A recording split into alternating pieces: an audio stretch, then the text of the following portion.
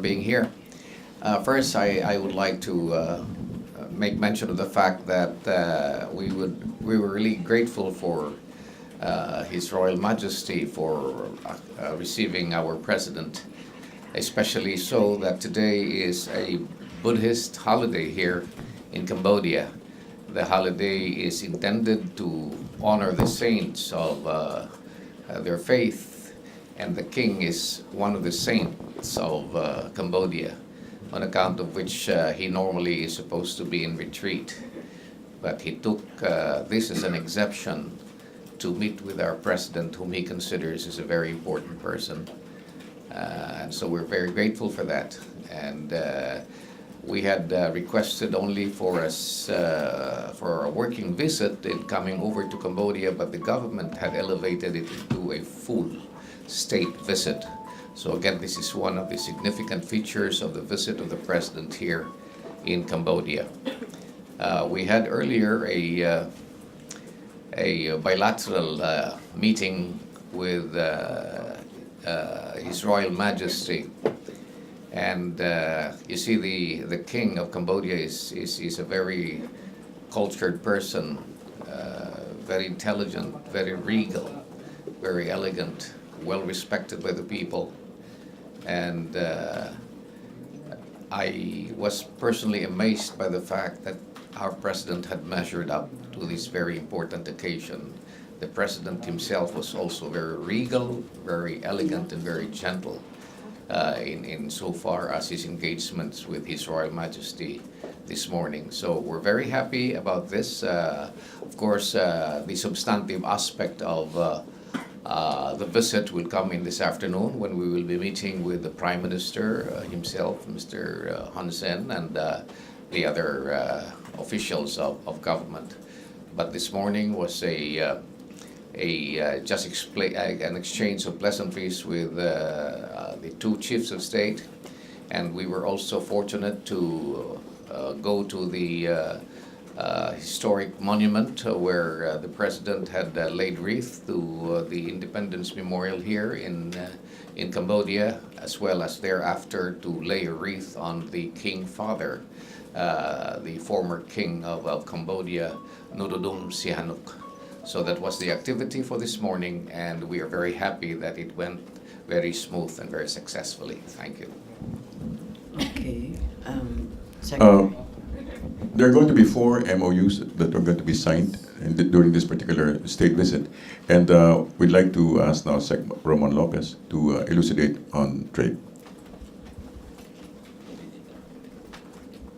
Yes, good morning, everyone. So for trade and industry and investment, we look forward to this afternoon's meeting as we meet with our counterparts, especially Minister Pan Sorasak of the Ministry of Trade of Cambodia. As you know, he has been part of the discussions in ASEAN as well as the ASEAN RCEP. So this is one of our agenda, just to discuss how we can push forward the discussions in ASEAN RCEP when we reconvene towards March next year. And as well as discuss possible trade opportunities. As you know, we are exporting a lot of products to Cambodia, mostly in the areas of automotive parts, ignition wiring, medicaments, a bit of apparel, and then other products that we import as well from Cambodia would be products where they're also good at. Apparently, they are good, of course, as well as in garments and other personal care products. We also import from them some semiconductor inputs, no? Yes, as inputs to semiconductors that we export. So these are often some activities and trade products that we shall continue to explore to enhance trading with Cambodia in terms of investments. As you may know, there are a couple of Filipino companies already operating in Cambodia, trying to take advantage of the growth prospects in Cambodia. So we have companies like San Miguel, BYY, Davis Spades, and other Filipino companies.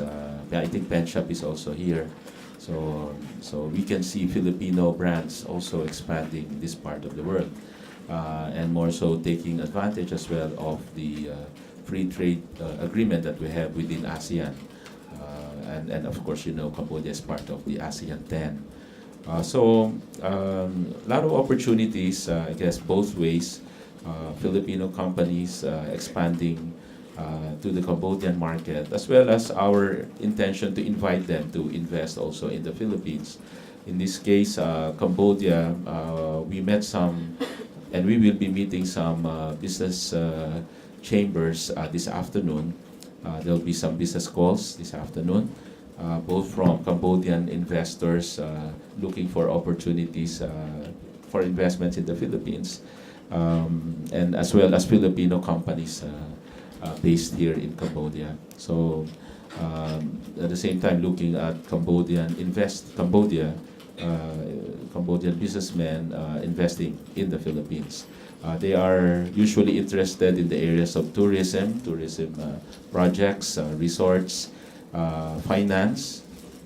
So there are financing companies also operating in the Philippines. But that's it for now. We'll be reporting back later on the outcome of the discussion with the private sector. Thank you. Thank you, Secmon. Another MOU will be regarding tourism, and we'd like Secwan to just give us a few pointers regarding that. We'll focus on air connectivity. We would like to have a direct flight from Phnom Penh to the Philippines, because right now we don't have one. What we have is from Siem Reap, Cebu Pacific fly Siem Reap to Manila, and none from Phnom Penh. And we would like, and because of this, if we have a direct flight, I'm sure the the arrivals of Cambodian people to the Philippines will increase, because right now what we have is only around 2,000 to 3,000 a year. Unlike for Filipinos going to Cambodia, it's around 70,000. It's not balanced. And we would also like to invite media people and tour operators to come to the Philippines, so they would know our country, and so they could promote our country. And next is investors. We would like investors to come to our country and invest on hotels and resorts. And last is exchange of students and professionals, so they would know about more of our country.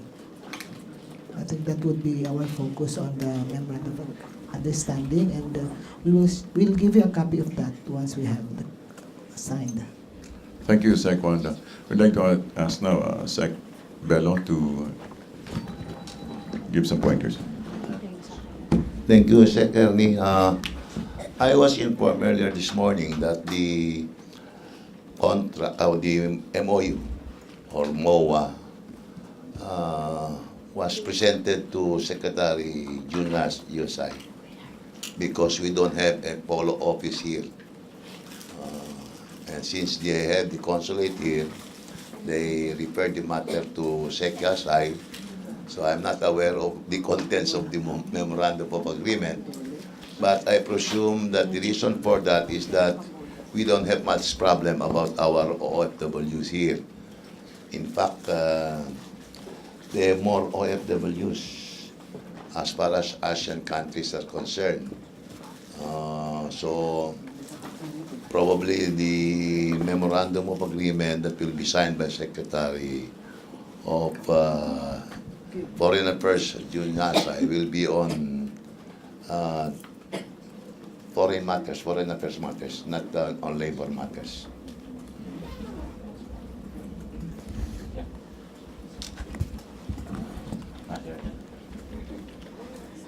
Yeah, it's worthy to know. Naalala ko lang that the OFWs here are looked up to. I mean, we're proud to say that the Filipinos here are more of the professionals, engineers, architects, teachers, and we've been hearing feedback that they are well loved, liked here and in Cambodia, because they're really part of the human capital development, as well as business services that they provide to Cambodian economy. In that regard, also, we consider that as one export bright spot. In other words, providing professional services to Cambodian businesses, no? That likes of what we mentioned: construction, engineering, architecture. When it comes to products, I might have to add also, apparently we have good potentials for cosmetic products as well. And since Cambodia is an agricultural country, aside from what we mentioned earlier, there's a good market here for Philippine-made fertilizers. No? So these are just other products that we can promote here in Cambodia. Thank you, sir. Thank you. We'll open the floor now for a few questions and for Okay, a few questions. Tina of Philippine Star. Good afternoon, sir. In relation to the issues back in Manila, Secretary Aguirre has written the Office of the President recommending the termination of the 2 BI commissioners involved in the Fontana Leisure Park controversy. Any confirmation or any action taken by the Office of the President, sir? All right. I conferred with ES, Executive Secretary, and he said they have not yet officially received the letter. So, but anyway, what will happen is the letter will have to be verified, will have to be validated, and then once verified, it will be referred to the Office of the President, to the President himself, and they will await action regarding the matter. Thank you, sir. By the way, sir, last night in the President's speech, he mentioned that maski kaibigan ko, pag may nangyari dyan na corruption under sayo, I am sorry, maybe even you would have to resign. The President is directing his statement to whom? As far as based on the context, he's referring to the person involved. Does it necessarily mean Secretary Aguirre? It does not Noting that necessarily mean there Secretary are corruption Aguirre. activities right now under his department. It does not necessarily mean Secretary Aguirre. Okay, Jam Sasante of GMA. Sir, in relation to the Jack Lam issue, Secretary Togade said Jack Lam also approached him during his child's wedding and nagbigay rin daw po ng object to show appreciation, pero tumanggi siya. Do you think, is this something that the palace would look into further? Kasi meron din attempt, kumbaga magbigay ng something kay Secretary Togade. It will have to be verified and it will have to be validated. Yes, whatever that something is. Okay, Belia of Bandera. So going back dun sa extortion allegations against BOC officials, is it alarming that despite the campaign of the President, and then we have only 6 months in our term, pero ganito yung nangyayari na parang walang takot yung mga officials despite alam naman natin na sinasabi ni Pangulo na talagang ayaw niya ng corruption, pero ganito pa rin ang ginagawa sa BOC.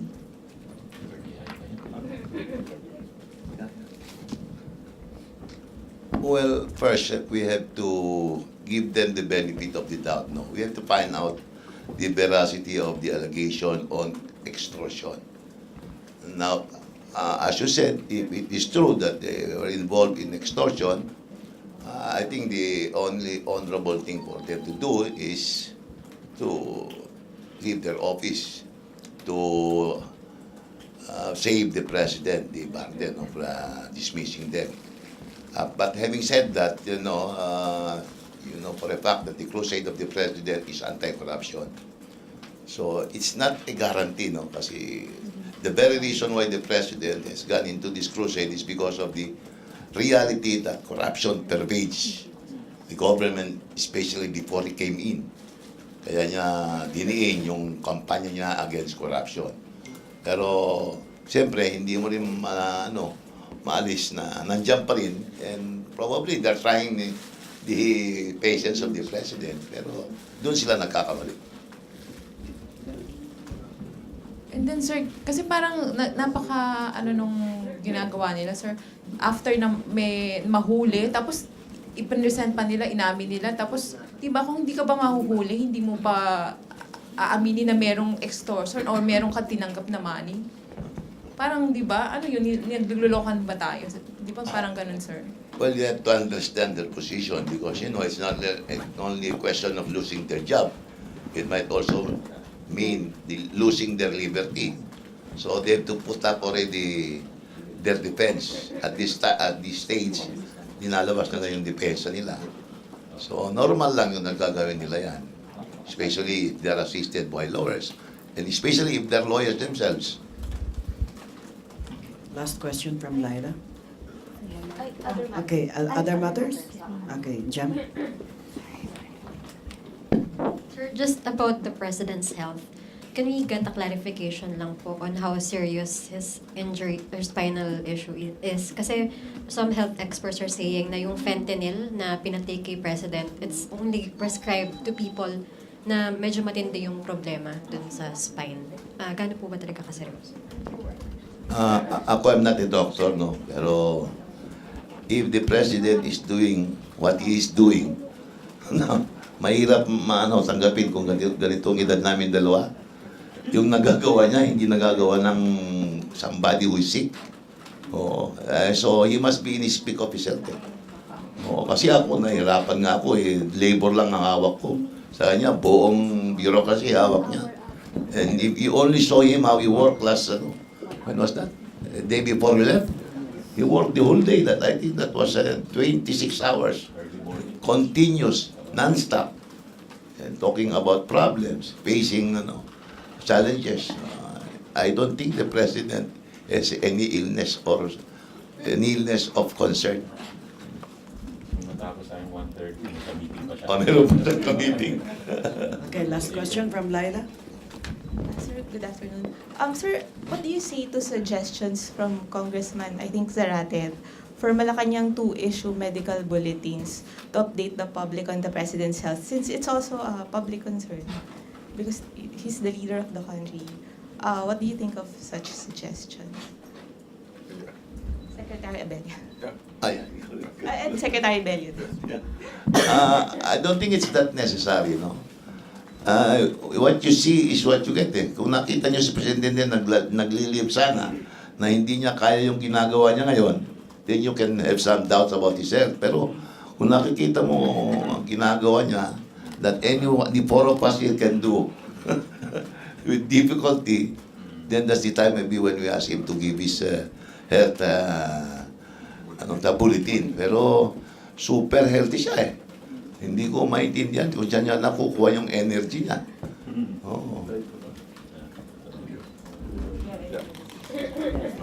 Based on results, he's doing very, very well. Like the Secretary was saying earlier, that the night before we left, he was up, and we started our briefing at about 12 midnight, and finished about 1:30, and he was still going. So based on results, he's doing very well. And whatever pains and he's experiencing is basically, as the doctors would say, basically wear and tear. It's part of the territory. So nothing to be afraid about, nothing to be concerned about. He's doing fine. Secretary Abelio, sir, on another topic. Sir, how are the talks with the communist rebels? Are you going to meet before your scheduled meeting in January? Because Security Advisor Esperon mentioned something last night about a possible meeting before the ceasefire before your January meeting. Yeah, on the 26th up to 29, palagay ko tutuloy na lang hanggang New Year yun. Our ceasefire committee will meet with their ceasefire committee to arrive at a consensus on the definition of terms and conditions that will govern the proposed joint permanent ceasefire. Yun. Pag nakapagkasundo sila sa definition of terms like what is considered a hostile act, or where is the buffer zone where their forces can get in or out, and where our forces can get in or out, and they can agree on who the referees are in case of violations, then we will be ready to sign a bilateral permanent ceasefire. So they have to go there even before we meet them on January 18 to the 25th. And by January, you're expected to sign the bilateral if the December talks go as planned. Yung December talks. No, If January, December yeah. talks. Yeah, January na yung signing. hopefully, pagka nagkasundo sila, we may have to go on a special trip just for the signing of the joint bilateral permanent ceasefire. I'm emphasizing yung permanent because it could result into the end of hostilities, which is one of the main objective of the peace process. January, sir, yung target. Yung aming Joint bilateral. it could be before the next round of talks. Thank you so much, Secretary Bello, Secretary Lopez, and Secretary Wanda Teo, and of course, the spokesperson, Secretary Abella. So thank you, media friends. Thank you very much. Uh,